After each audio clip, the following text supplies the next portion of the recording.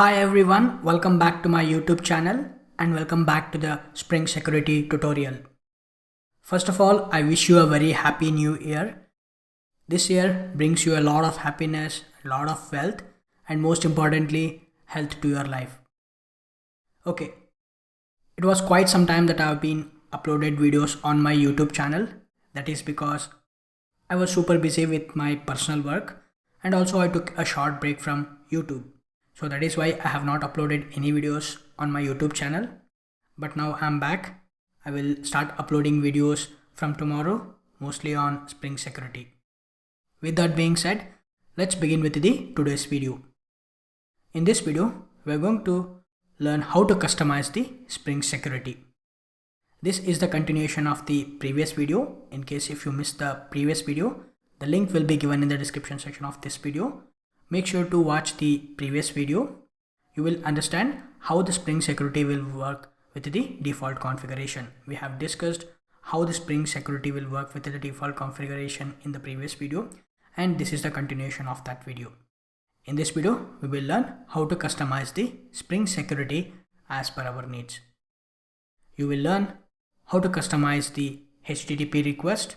You will also learn how to protect the URLs by authenticating the user, and you will also learn how to access the URLs without authenticating the user. Let's begin. So when we are working with the Spring Security, whenever we want to customize the Spring Security, we should use a special class called Web Security Configurer Adapter. This is the class which is provided by Spring Security. We need to use this class to customize the Spring Security as per our needs. So we have our configuration class MySecurityConfig, and we need to extend this class with the Web Security Configurer Adapter. This Web Security Configurer Adapter class provides a bunch of methods. It provides a method to customize the HTTP request. It also provides a method to customize the user details and a whole lot of methods. All we got to do is we need to extend this class with the configuration class, and we need to override the methods, and we need to provide our own implementations. Let's look at some of the important methods which is provided by Web Security Configurer Adapter.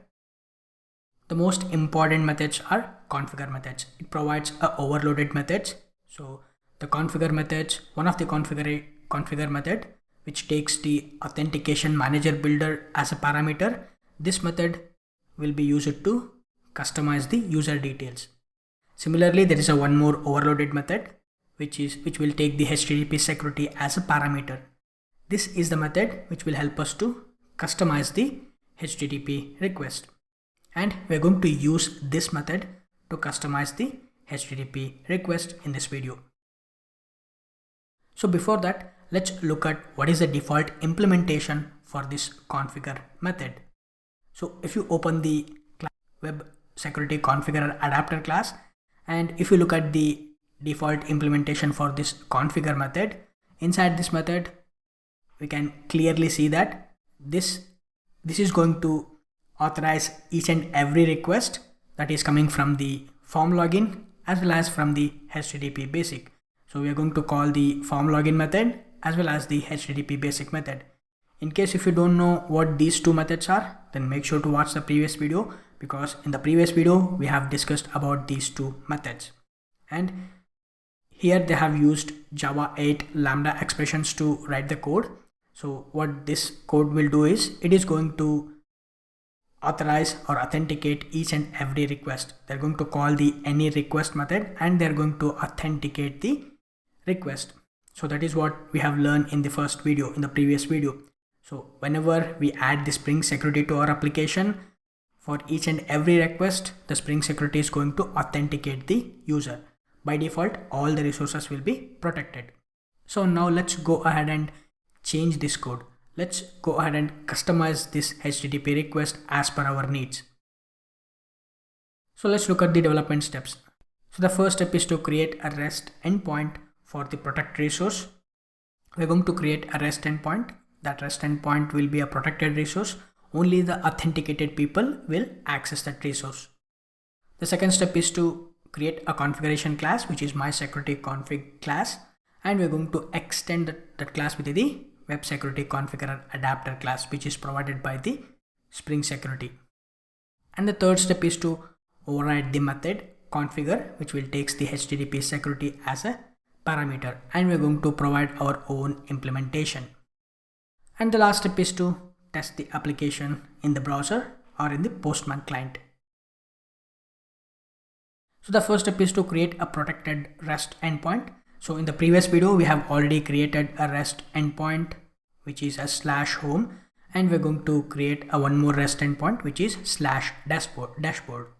So this /home REST endpoint is actually a public REST endpoint. Anyone can access this REST endpoint. And this /dashboard is actually a protected resource. Only the authenticated user can access this resource. So this is a get mapping. We are going to just create a method, and we're going to annotate with the get mapping annotation, and we will provide the URI, which is /dashboard, and we're going to return a string. This is a dashboard contents. Pretty simple. And the second step is to create a configuration class. We're going to create a class mySecurityConfig, and we're going to extend that class with the web security configurer adapter. We have already discussed about this class. This class is provided by Spring Security, and this will help us to customize the Spring Security as per our needs. And we're going to add the annotation, add configuration annotation. And the third step is to override the configure method to customize the HTTP request.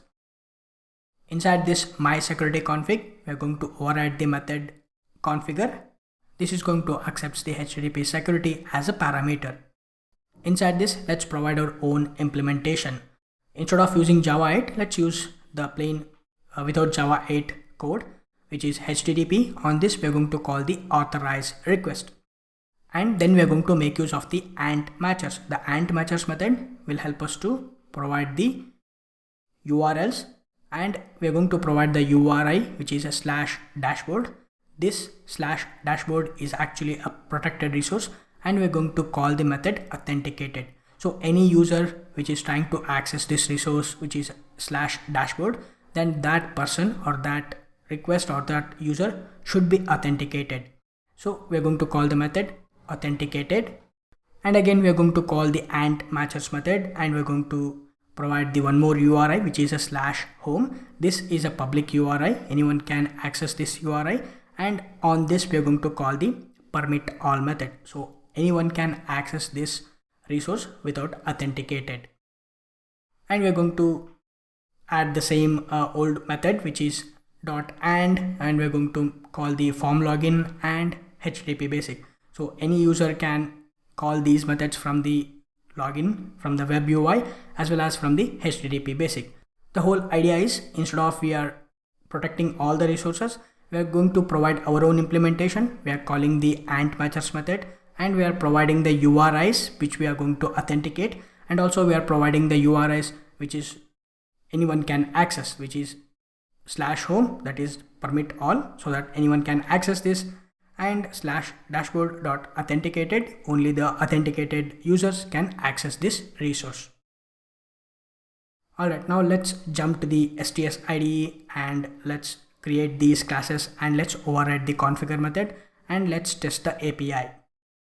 Alright, I'm inside the STS IDE, and I have opened the home controller. Inside this, let's create a new REST endpoint, public string dashboard. Let's add the annotation get mapping, and let's provide the URI /dashboard. Let's return a static text. You are seeing the dashboard contents.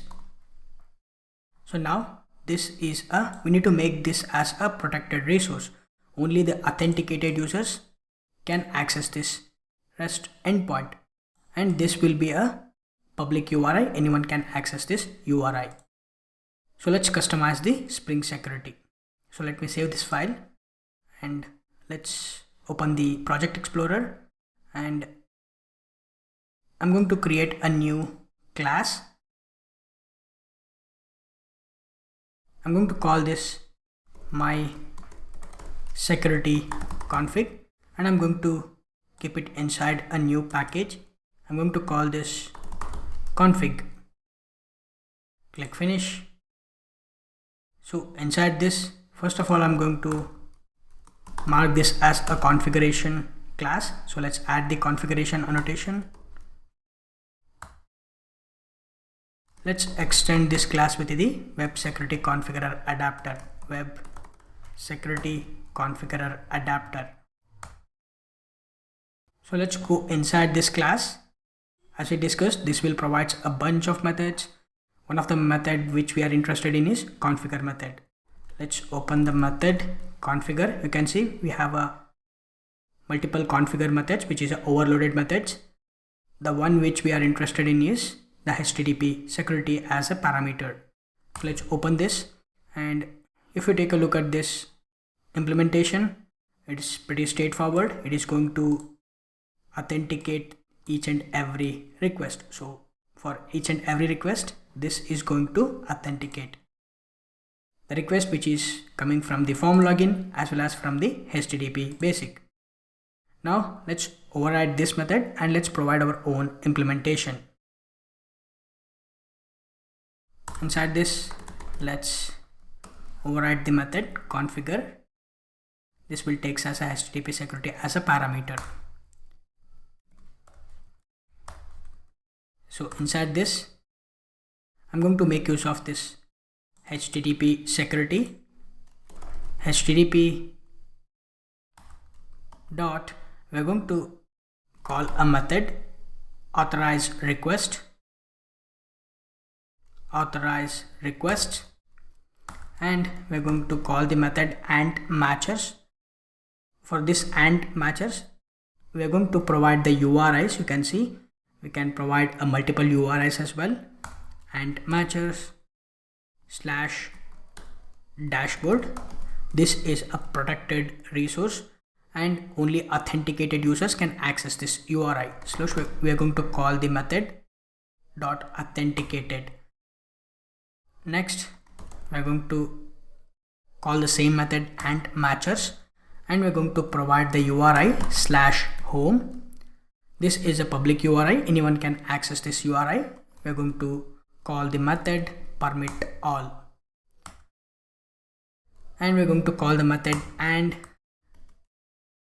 this can be happen from the form login.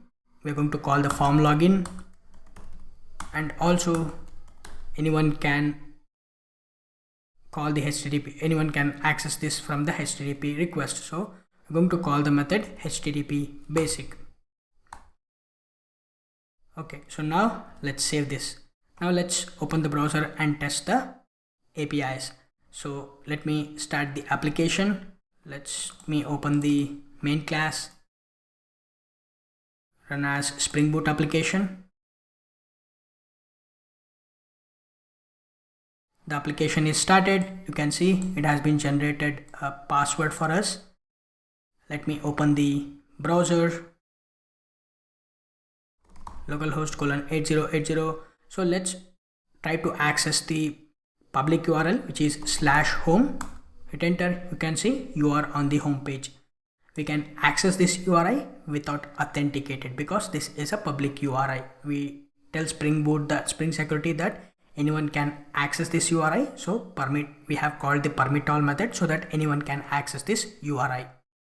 But if I navigate to the URI / dashboard, when we hit enter, you can see we get a login page. So only authenticated users can access that resource. So now let's type the username, which is user, and the password, which is available in the console. Let me expand this and let me copy this and paste it. Now when I click on this sign in, you can see you are seeing the dashboard contents. So now we can access this URI only when the user is authenticated. And for the /home, anyone can access that because that is a public URI. Alright, so this is how we can customize the Spring Security as per our needs. This is how we can customize the HTTP request.